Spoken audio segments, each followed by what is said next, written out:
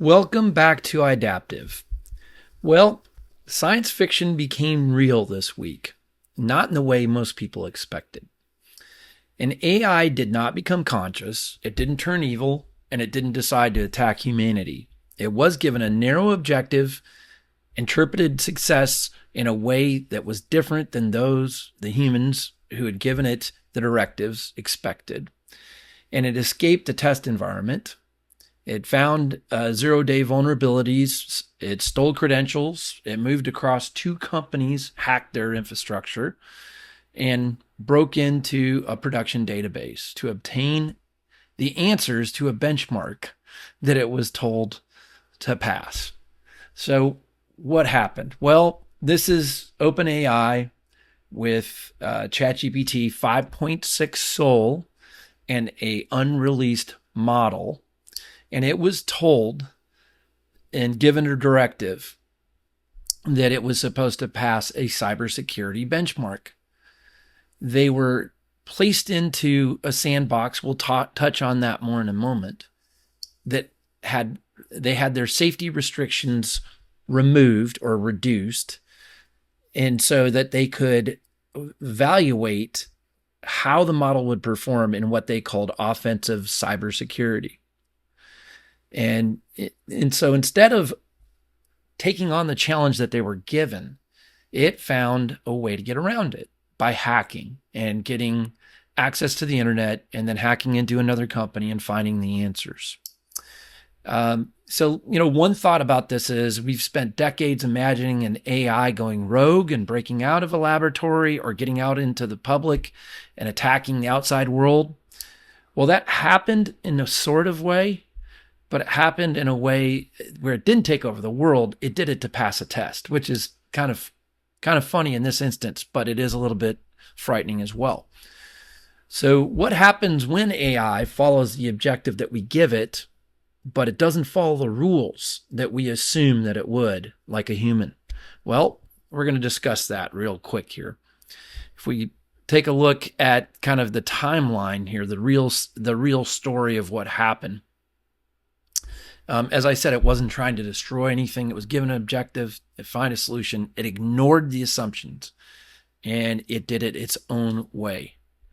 So what happened? Let's go through this just briefly, because you can find this in the news all over, and I want to discuss a few really important points and key findings. So, as I said, I'm going to keep this brief. OpenAI placed the models inside a cybersecurity challenge called ExploitGym. Yes, that's the name they gave to it. So we can think of this as placing a highly intelligent contestant inside an escape room and telling it to find the correct answer. The researchers expected it to solve the puzzle inside that room and stay inside that room. Instead, it decided the best way to pass was to get the answer sheet, and that was outside the room. In fact, it was in another company's building entirely. So what is a sandbox? It is a secure environment. So the best way that I know to explain that is, let's just use an analogy. It is like Alcatraz. And if we look at Alcatraz, it is a prison. Almost everybody knows that, but it was a prison off of the coast of San Francisco in the Bay. And it was separated from the mainland by cold water and dangerous currents and even sharks, great whites and others. And, that works for a human being, and it worked incredibly well. There is the story of 2 missing inmates that have never been found. And, obviously conspiracy theorists say they got away. Many people believe they drowned or even were eaten by sharks trying to swim over to the San Francisco mainland. But if we take and apply that same logic to a sandbox to robots that are waterproof, there's nothing that keeps them from being able to get to mainland. We just assume that same type of environment, prison, would work. And so in a way, that is what was done by the human evaluators at OpenAI. They created a sandbox environment that had no internet connectivity of any kind. In fact, it was only connected to any other system through a proxy. And that proxy allowed software packages to be installed so that the system could install software packages and use them to try to figure out a solution to the ExploitGym benchmark that they were wanting it to evaluate and try to pass. Well, instead of doing that, what it did is it went after, basically looked at the proxy over to the package manager and said, okay, I'm going to evaluate that. And it found what we call a 0-day vulnerability. A 0-day vulnerability is one that's never before been found. It's original. No human knows about it. We've never known about it. And so they call it 0-day, like today's the day 0 that it was found. So it found a 0-day exploit in that software, and it was able to then go through that and tunnel over and gain access to the package manager system node. And for that node, it was able to access and escalate its privileges to then be able to access the internet and gain access to the public internet. So it used that to chain together a way to get out of its sandbox environment, and not only that, to take and gain access to a node, which then it is able to escalate permissions and be able to access the internet. After doing that, it went to the internet and said, hey, where am I going to find the answers to this, ExploitGym test benchmark? And it determined that Hugging Face, who hosts hundreds of thousands, if not millions of models, would have that information. So it then went over and began to hack and hacked into Hugging Face, their systems, and got into the production database and then got the answer key and was able to get the answer. So if we look here, it was given a test, it escaped, it went to the public internet, it hacked, and then it got the answer key from Hugging Face's production database. So that, in a nutshell, is the order of what took place. And it happened in a matter of hours. So Alcatraz for software, like we said, undiscovered service tunnels, stolen access badges. It did find stolen credentials and used those as well to gain access to Hugging Face. And then it got the answer key. So that's really the sequence of events that took place.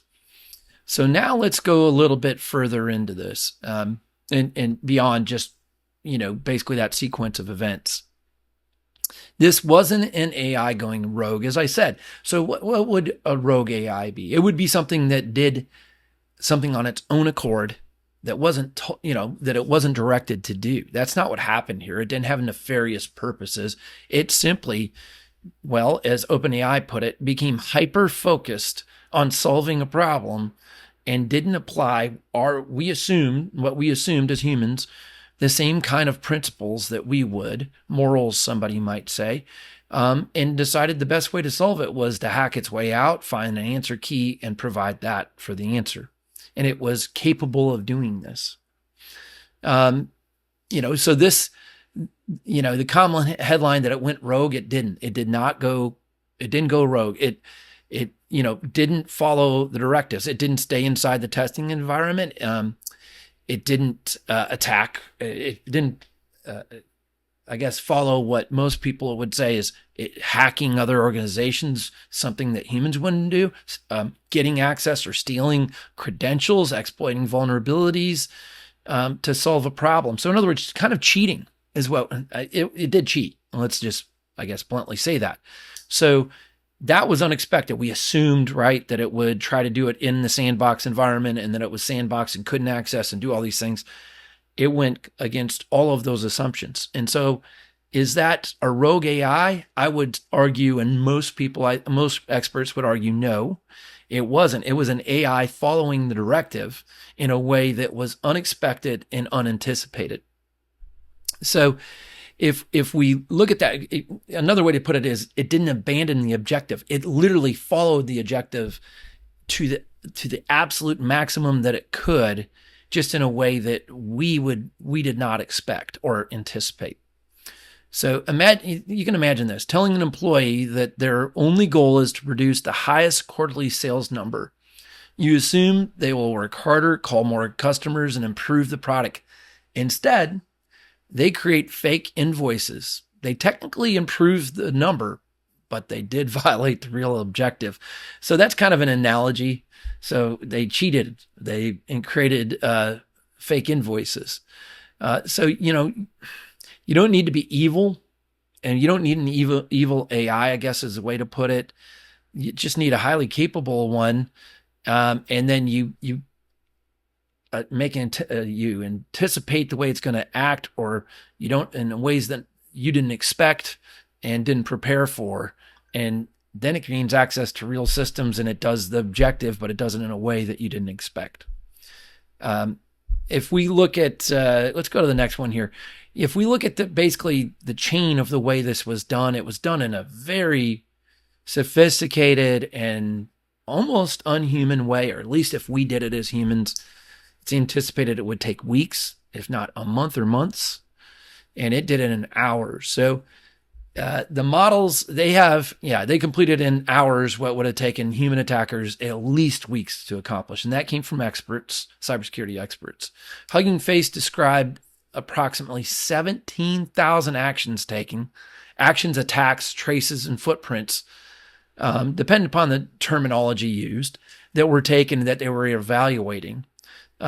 So basically the label is less important than the scale, I would say, in this moment. So 17,000, whether you want to call them actions or attacks or traces or whatever, the agent doesn't sleep, the AI agent.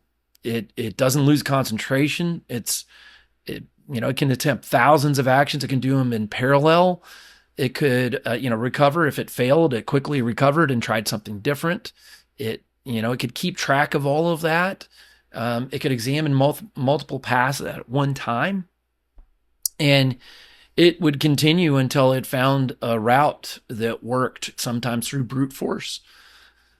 So if we look at that, that is a massive change from what we have been trying to protect against in our systems through cybersecurity.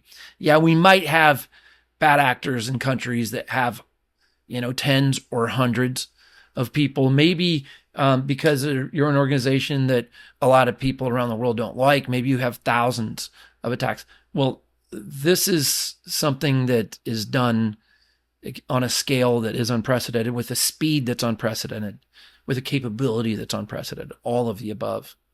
So, the techniques themselves are familiar. So code execution, credential theft, privilege escalation, lateral movement, cloud access, production database access, that type of thing. However, it's done at, so basically the AI didn't invent any of this. It just did it at what we would basically say like an industrial level.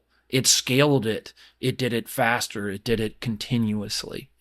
And so, it's not that the AI can perform the attack that no human could. That's not what we're saying. It's that an AI can perform the work of skilled humans at an unprecedented level, continuously and super fast, rapidly, and extremely large scale.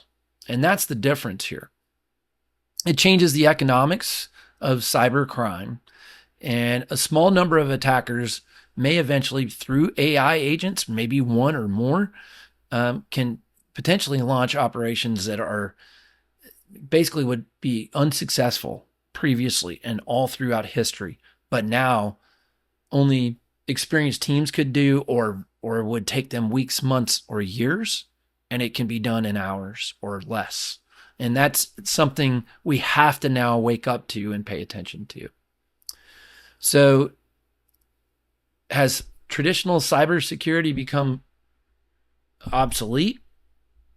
We can say, yes, it has. It really has. With these new models and agents and their capabilities and the scale, it's what I would call a castle, trying to protect against aircraft and missiles. A moat was useful when there was horses and knights and high ground to protect yourself against low ground. but it became obsolete the moment that defenses could scale a wall, and especially once they could go over it or shoot from above down onto it, and the high ground was taken away and the moat made no difference. Well, that's what we've seen. Cybersecurity has been largely built around VPNs, creating your castle, making sure there were no vulnerabilities or no way in, and that would protect you. Now, you still had to protect against ability of people to get inside, and what I mean is your people giving access on a thumb drive or opening a door or their credentials in a way, or the unsecured access that could come from from one of your employees. And that was quite honestly been the one of the most circumvented ways to get into modern networks and with modern cybersecurity. However, now with AI and being able to find zero-day vulnerabilities is within hours, and multiple zero-day vulnerabilities, being able to code, being able to take advantage of those, being able to chain them together, the castle, being behind a VPN, being behind a firewall, being inside of these areas, that is now susceptible, and we've just seen it happen. You are vulnerable. And you can't respond. So it hasn't been reactive. It's been proactive, which is great. And we need to be proactive and continue to do that. But we are going to have counter AI systems, models, agents that are able to counter attack AI models, agents, and systems. And that really is something that we need to evaluate and see. So, walls still can slow down attackers, and locked rooms still protect assets, and guards still matter, and separating important systems limits damage. All of these things, backups are great and all that. However, with the software being vulnerable, we're finding now they're way more vulnerable than we as humans were able to find with AI models finding them, and that they can, basically be a leaked API key that can be accessed, a trusted supplier, an internal processing system, or unmonitored route to the internet, or a zero-day vulnerability. Each weakness, builds upon another, and an AI system can find them like this and take advantage of them like this. We have to have defenses that can counter that, and the only way to really do that is with AI systems and response, and we're going to talk about that here in just a minute. So let's go to the Guardrail Paradox. This is really interesting. Another key point: safety controls failed in opposite directions on this. So they took the safety controls off of the models, the agents that they were asking to take this ExploitGym benchmark test. And so it got out, and as I've, talked about, it hacked into Hugging Face. Well, when Hugging Face comes and tries to decipher what happened and go through those 17,000 traces, actions, whatever you want to call them, that it sees, it tried to use, OpenAI and ChatGPT, and other models that have the guardrails on, not removed, and they refused, essentially. So now they can't use those models. So it's the opposite. They removed the model, that model attacked and got in, but then they couldn't use the model to be able to come back. And we're seeing a big problem there. So what did Hugging Face do? They had to go to an open source Chinese model that didn't have these guardrails in place. They ran it on their own hardware, so they weren't opening themselves up to China, if you look at it that way, and we're worried about that. But they ran that and were able to use it because it didn't have the guardrails to be able to go through a forensic response and figure out what happened. That's how they were able to analyze it. So that's a really interesting paradox that the current frontier models, which are ChatGPT and Claude and Gemini, were not able to be used to be able to figure out what happened because of the guardrails in place. And that's something that needs to be figured out as well. So if we keep moving along, Open versus closed got messier. Exactly. They provide controls and access. They can enforce usage rules, but block legitimate defense during crisis or use cases. Open weights models, which are like the Chinese models that are released. Kimi K3's latest one been in the news, the one that has been accused of using Claude to Fable 5 to train itself, which was against the rules and illegal, and the U.S. is saying espionage. Anyway, it is about at the frontier, but it is open weights, so that is under that side. It can run locally, keeps incident data internal, and can be modified or used without the guardrails in place, which is very important when you're wanting to evaluate things like that, which the frontier systems would have closed. So AI is going to operate on both sides. It's going to be used to probe systems. So let's talk about legitimate uses, like to be able to probe the systems, to put together chain paths, and they can adapt quickly. So we can use them to proactively look at our systems and figure out where the holes are. And then we also need it and patch them and make them better and just keep continually doing that. And then on the other side, we need it for defense. It flags anomalies. It analyzes traces.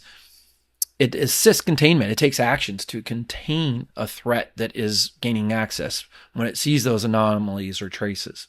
And it acts very fast, faster than humans can in current systems. So that's great, but that defense side is also going to have to be used when somebody takes on the offense and is doing it in a nefarious way. And that's why the defense side is so important. But yes, AI is going to operate on both sides. Offense, both proactively and from our own use positively, and then negatively from nefarious actors. And the defense, we need to use that to protect against the nefarious actors. So what should businesses learn from this? Well, we need to treat agents as employees with powerful credentials. So every agent should have a named human owner, clearly defined role, minimum necessary permissions, separate credentials, complete activity logs, spending and action limits, immediate shutdown capability, and credentials that can be instantly revoked. We also should not treat sandboxes as a permanent guarantee, as many have in the past. We should continuously verify whether the agent can reach the internet, which systems it has access, whether it crossed an organizational boundary, whether it created new credentials, whether it attempted unusual actions, or whether the activity matched the intended purpose. So surveillance needs to be improved in all of those areas, and we need to proactively test each of those areas and use AI to proactively test against this, and an AI defensively, most likely in that sandbox environment or just outside of it, to monitor and react. So another way to look at this also is limit the blast radius. We want to use network segmentation and egress restrictions, short-lived credentials, and that's username passwords that don't live very long, for instance, isolated execution environments, behavioral anomaly detection, strong backups, separated monitoring systems from core systems, and automated containment. That's the AI automation that we were talking about. And we need to prepare for AI machine speed incidents, meaning faster than humans can possibly do. And so the attack can unfold in minutes, not days. Thousands of them can occur at once before a person even could see an alert. The agents change tactics after a failed attempt. Trusted AI tool may become the source of the incident, so we have to also take that into account. And a third party may be affected by an internal evaluation, like in the case of OpenAI. So we have to have defensive AI. We need to get that ready so that we can respond faster than humans. And I think that's a core piece to this that is missing currently. Have that offensive capability So one way to think about this is that we need essentially a Patriot missile system. And that's the defensive AI, cybersecurity AI, that would react and be able to take out incoming attacks as needed, whether those were drones, whether those were, cruise missiles or aircraft or anything. We need to be able to take out whatever is incoming from nefarious cyber companies making cyber attacks. So cyber criminals, bad actors, bad countries, those type of things. What this doesn't prove, well, we're not dealing with evidence of consciousness from the AI. Not every public model can do this currently. And, traditional security does matter. I'm not trying to say it doesn't, but we have to improve. And we have to do that from the AI perspective. It does not prove the AI wanted anything in a human sense. And some details are preliminary or based on anonymous reporting. So we have to take that into account as well. And I think that's really, there is no evil intent in this. And it was acting with under weak constraints. And that's what caused the problem in this instance. And yes, the question is no longer whether an AI agent can cross a boundary, meaning get out. It has. We've seen it. It can. And that's definitive now. It isn't a if, it has happened. Now, can we see it? Can we stop it? And can we limit the damage? And I would even say, can we respond, fast enough? And I think that's a key piece to this. So if you're a business, we need to start to think about that. How are you going to respond? We need to play. We're playing catch up at this point. And we really need the cybersecurity part of the industry out there and the AI model companies to really work together so that we can resolve how we're going to have defensive AI in place. And my concern is we have a little while here where we might be in a Wild West. And I mean that. So take that into account. I, for one, am backing up images and other data and other things onto a hard drive and unplugging it. And I know that's old school. I wasn't doing that before in the cloud. But I honestly do believe that by the end of the year and next year, we're going to see attacks, not necessarily from AI, but from bad actors who have new models and agents that are capable of attacks like what we've seen here in this instance, and don't get stopped, and then either hold it for ransom or even potentially worse, destroy the data and get rid of it to prove a point. Maybe it's political, maybe it's personal, or maybe it's geopolitical. So take that into account. I highly recommend looking at secure backup, just so that you aren't one of those that's crushed by that. I'd hate to, things like images, even in the cloud, my photos, losing that of my family and my children, moments, to be able to relive those. It's akin to a fire that could take place.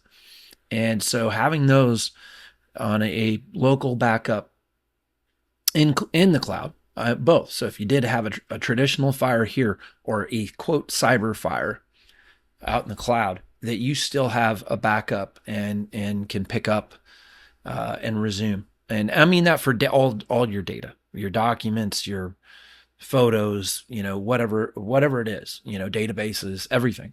So really keep and pay attention to that. I think it's a time right now for the foreseeable future until we have adequate defensive AI cybersecurity AI capabilities in place that can respond and keep those offensive AI capabilities, from being able to do the damage by bad actors. So that's how we're going to end it today. Hopefully you learned something. If you did, I'd love it if you'd like and subscribe. And I'm going to see you in the next video.